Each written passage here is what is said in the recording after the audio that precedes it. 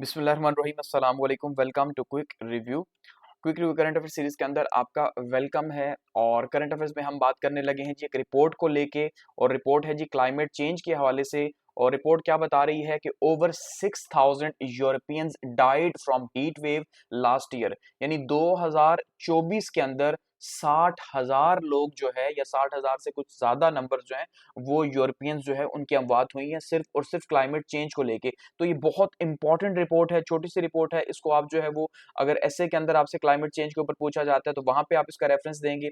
ठीक है, इसी तरह से अगर सीए में जो है वो आपसे पूछा जाता है, जाहिर बात है पूछा जाएगा, जिस तरह से क्लाइमेट चेंज की जो तबाहकारियां हो रही हैं पूरी दुनिया के अंदर, तो क्वेश्चंस तो आएंगे ही आएंगे। तो ये आपसे पूछा जाएगा तो आप वहां पे इसको मेंशन कर सकते हैं।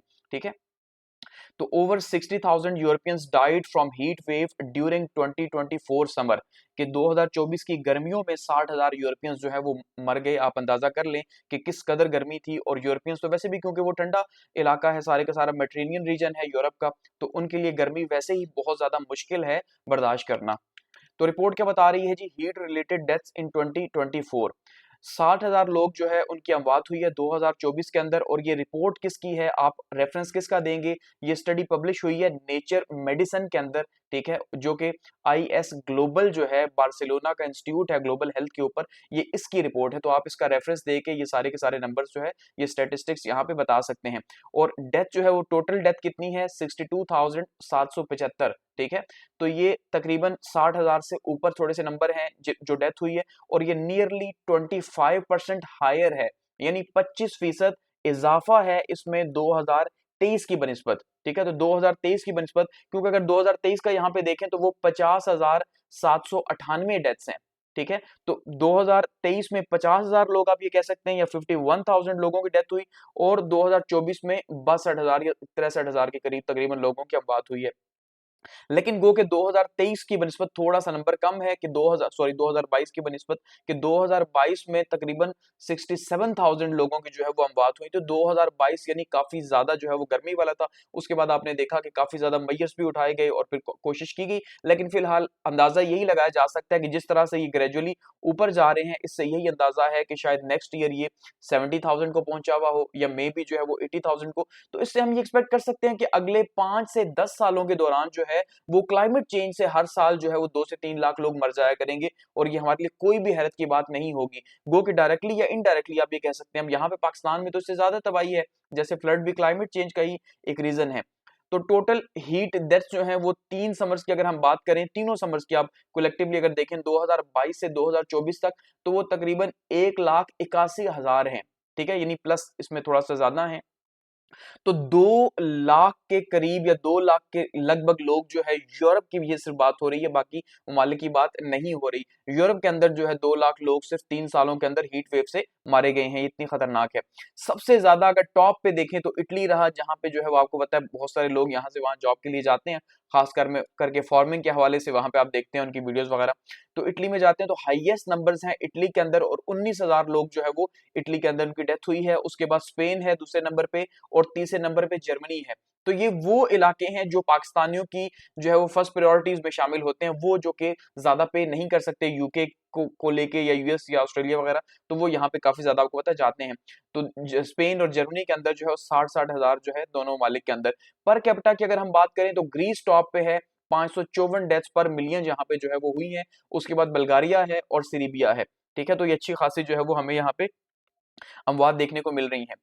अच्छा, अगर चैलेंजेस की बात करें और मेजरमेंट्स की बात करें, तो जो हीट है ये असल में इसने ऐसा नहीं है कि सूरज ने डायरेक्टली जो है वो बंदों को मार दिया, ऐसा हरगिज नहीं है, बल्कि सूरज कॉज बना और उस कॉज के नतीजे के तौर पे आगे जो है ये इफेक्ट हुआ, जिसमें हम देखते हैं हार्ट अटैक हुए बहुत सारे लोगों को, स्ट्रोक्स हुए बहुत सारों को जो बहुत कॉमन है, इसी तरह से डिहाइड्रेशन हुई और रिस्पायरेटरी इश्यूज हुए। तो ये जो है वो सबसे मेन इश्यूज है हीट की वजह से, जिस वजह से इतने लोगों की अमवात हुई।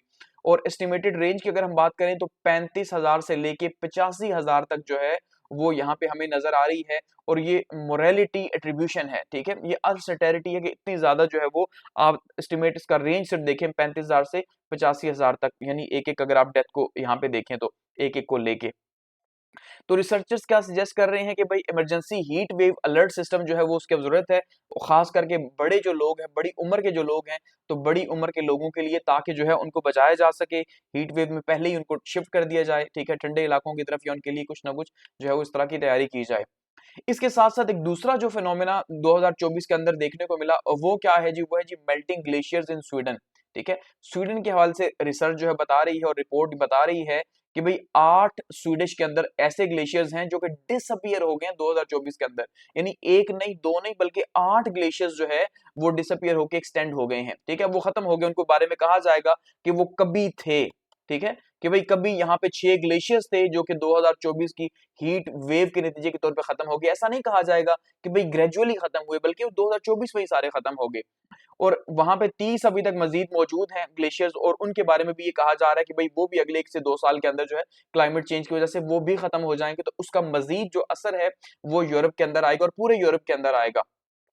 तो सैटेलाइट एनालिसिस जो है वो बता रहा है कि भाई किस तरह से जो है वो तेजी से मेल्ट हो रहे हैं ग्लेशियर्स, और किस तरह से सिर्फ जो है स्वीडन के इन एरियाज के अंदर नॉर्थ वेस्ट ग्लेशियर्स वगैरह जो है ये कम हो रहे हैं।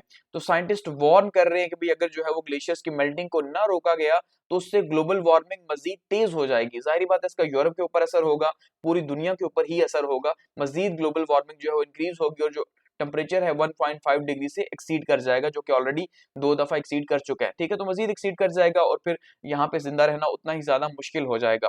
ठीक है, आपको पता है जितना ज्यादा गर्मी होगी उतना ज्यादा एवेपोरेशन होगी, उतनी ज्यादा जो है वो तूफानी बारिशें होंगी। अचानक से वही हालात जो पाकिस्तान के अंदर या इंडिया के अंदर आपने देखे हैं कि कितनी ज्यादा तूफानी बारिशें हुई, और उसके नतीजे के तौर पे पाकिस्तान की तारीख का बदतरीन सैलाब जो है वो पंजाब या सिंध के अंदर आया, आप देख लें।